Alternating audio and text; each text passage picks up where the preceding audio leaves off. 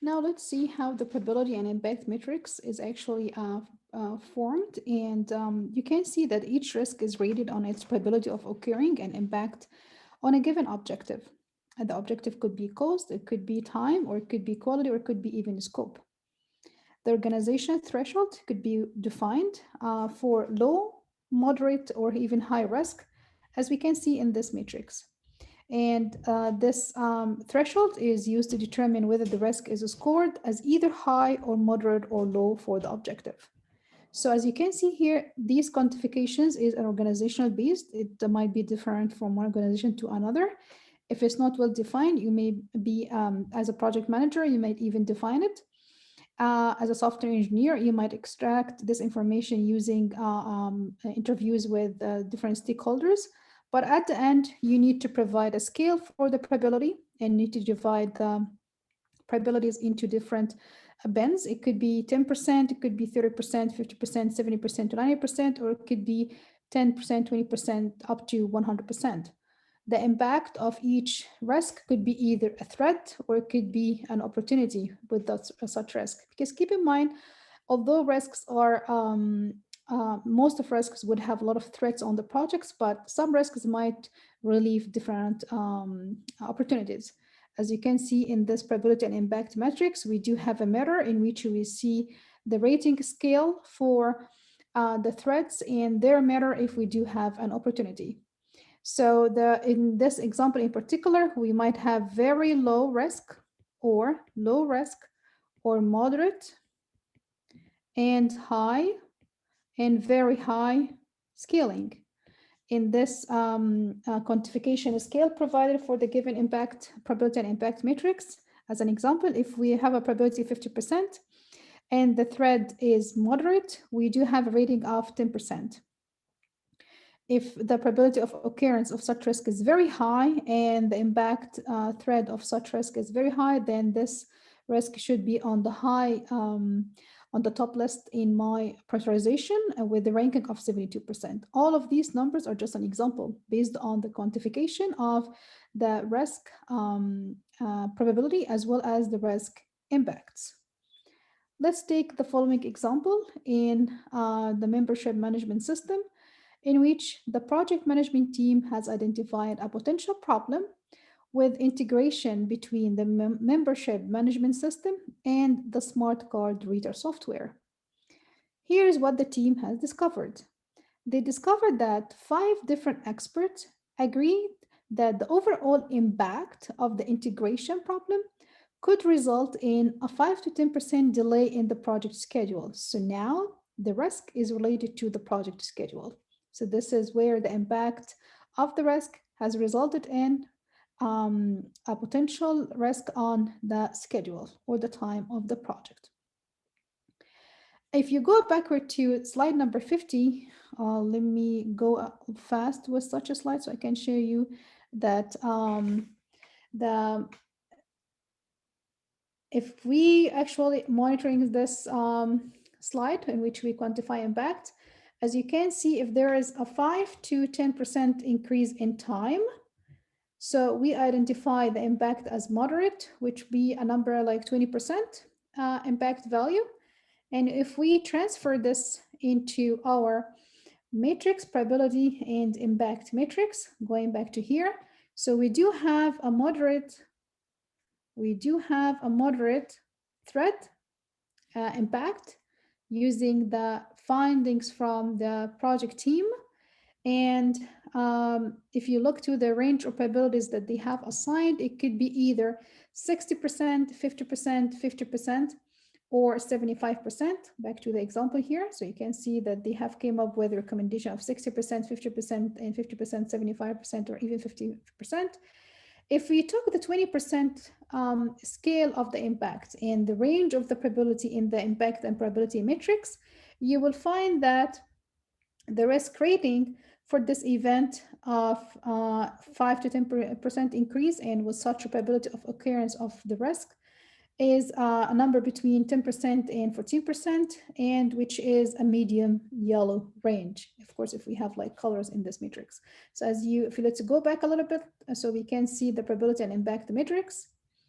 So we do have a moderate risk, and we have a probability between all the experts. They have identified the probability between 50 and 70%. So you can see the rating now is a number between 10% and 14%, which is if you assume that we have a heat map here where we assign colors. So this is like a yellow color that corresponds to the moderate impact and the probability between 50% and 70%.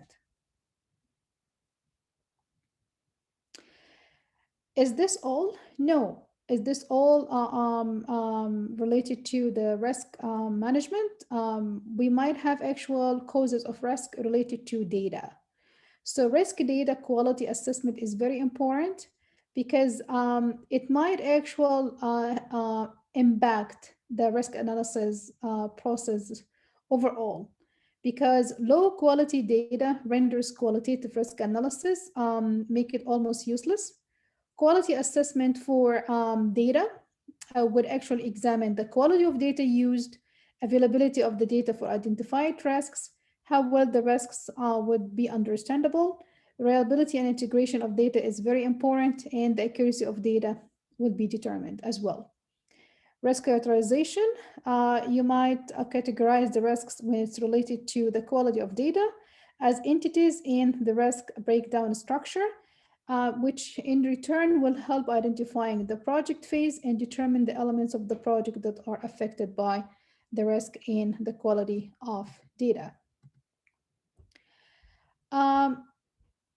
Some of the risk urgency assessment notes that you should always be aware of is don't try to deal with all risks at the same time. You might want to determine how soon potential risk might occur as compared to longer term risks. You need to develop risk response plan for those risks that might occur sooner, as I said.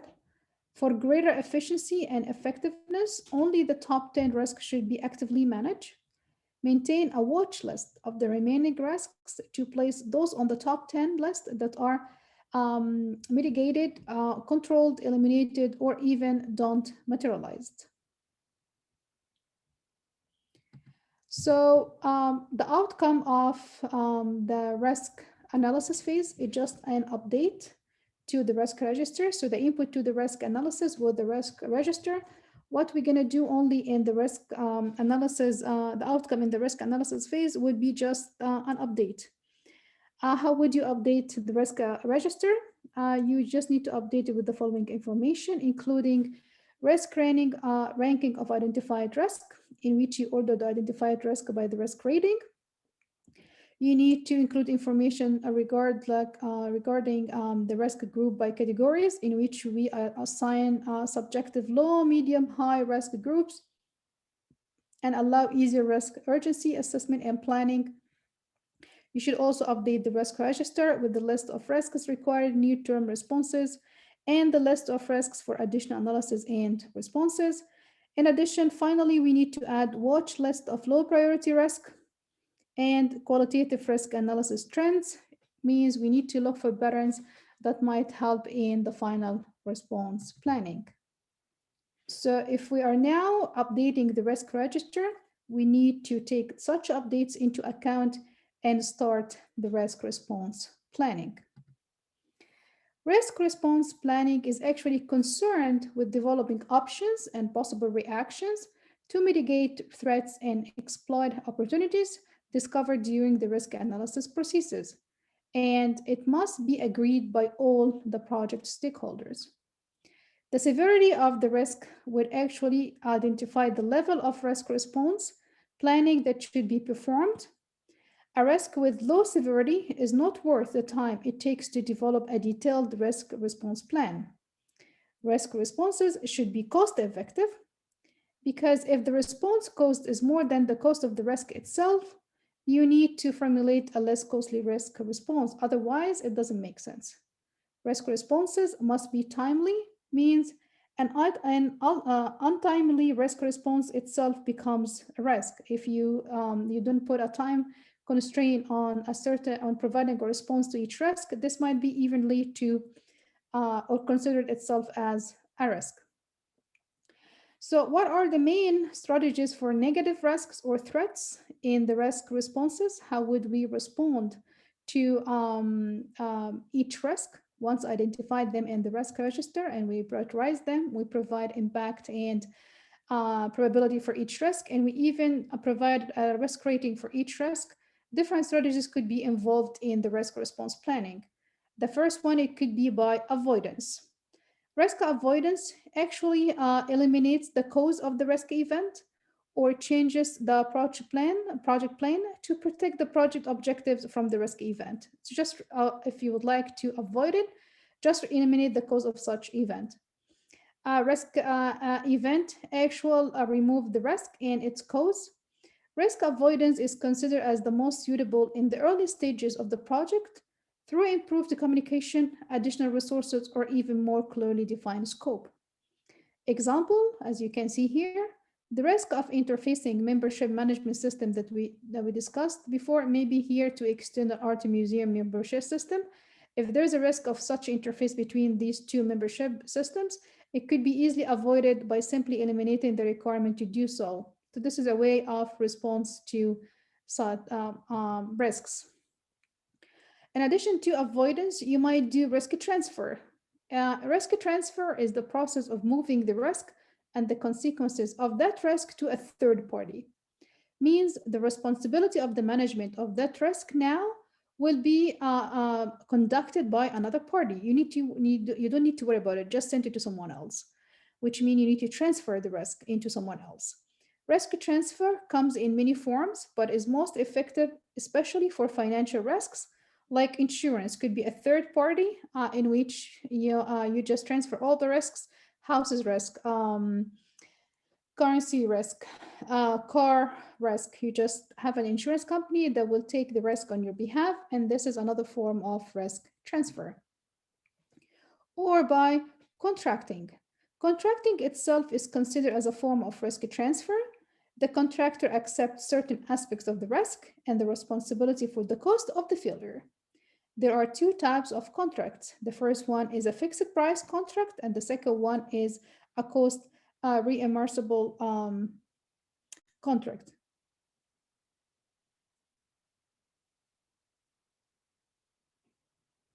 The fixed price contract, in which the contractor increases cost of the contract to compensate for the level of risk they are actually accepting, while the cost impartible contract, in which contractors they receive compensation for additional cost, and as a matter of fact, majority of the risk will remains with the buyer. A third strategy that we could invoke to provide a response to negative risk or threats through the mitigation. Risk mitigation attempts to reduce the probability of risk event and even the impacts to an acceptable level. Risk mitigation takes the viewpoint that fixing a problem earlier in the project is less costly than fixing it later. Example to risk mitigation is to perform a more test using simpler processes, maybe perform simulations, and even choose vendors for reliability over cost. Finally, you might actually accept the risk. The risk is acknowledged, but no action is taken unless the risk occurs. Appropriate risk acceptance is appropriate when it's not possible or even cost effective to address a specific risk in any other way. There are two different types of acceptance. It could be either passive acceptance or active acceptance. Basic acceptance simply documents that the acceptance strategy has been adopted and leaves the project team to deal with the risks. Active acceptance establishes risk reserves such that a pool of funds or time or resources to be held for use in response to a given risk event. In addition to the mitigation, the risk acceptance, or the contracting, or even the risk transfer, or the avoidance, we might have a risk contingency plan as a recovery or a response to the identified risks. The risk contingency plans involves planning alternatives to deal with the risks should they occur. The contingency plans do not seek to reduce the probability or the impact of risk. The strategy accepts This strategy accepts that the risk may occur and plans ways to respond to the risk. A contingency plan is executed when the risk event occurs. The contingency plans must be in place well before the time the risk may occur. Contingency plans are developed for risks that are of very high impact and with response strategies that may themselves be risky. Contingency plans usually entail a significant alternative path through part of the project. Example to contingency plans, if we have a disaster, you might have a disaster recovery plan. In addition to all of these strategies, we have another two strategies that we need to identify as a way of responding to risk. The first one is called the exploitation. Exploitation involves looking for opportunities for positive impacts. Example to this, if you'd like to reduce the project duration, this could be done by using more experienced resources on critical tasks. Means you try to look ahead for opportunities that will lead to positive impacts. Then we need to explore all the aspects around such risk. Or sharing. Sharing is the positive analog to transfer to transferring. Sharing assigns risk to a third party owner who is better able to use the opportunity the risk presents, not the threat. So as an example to this, from a joint venture between a technical software company and even marketing and sales firms. So this is where the third party will actually take the opportunities that the risk will present. And aside to the different types of risks that we have previously defined, I need to explain for you that we might have what we call the sidebar risks.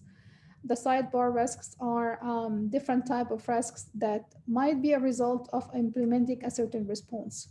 So this could be classified to residual or secondary risks. So secondary risks arise as a result of implementing a risk response. They are the risks inherited in the response itself. At this point, you need to identify and plan responses for the secondary risks using different tools as the fallback plan or the contingency plans. For the residual risks, those are those risks that cannot be effectively dealt with within the rest of the risk plan. Example to this, some risk may remain as a result of other response plans. Residual plans are usually dealt with through contingency reserves. Developers, as an example, developers scaled risk associated with alternative database solutions.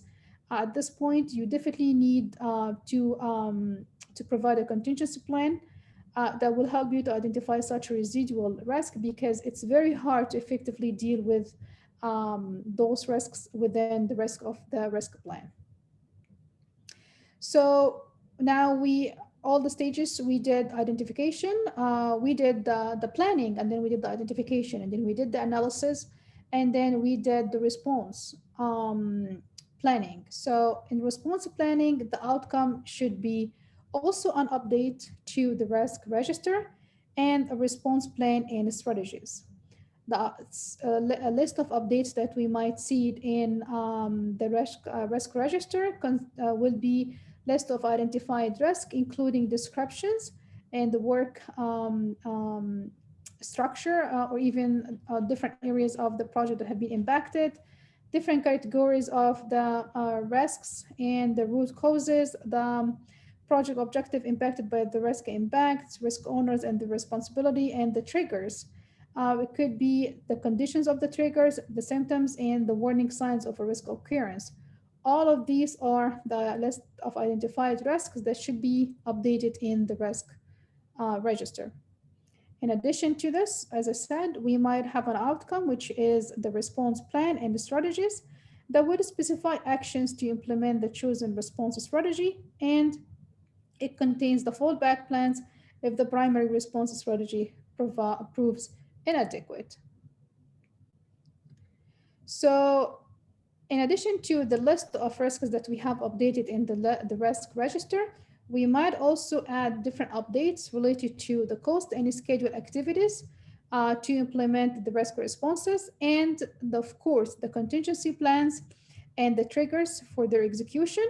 the contingency reserve for cost, time, and resources, and the fallback plans, and the list of residual and secondary risk, and the probabilistic analysis of the project and other output of the qualitative and even the quantitative risk analysis process.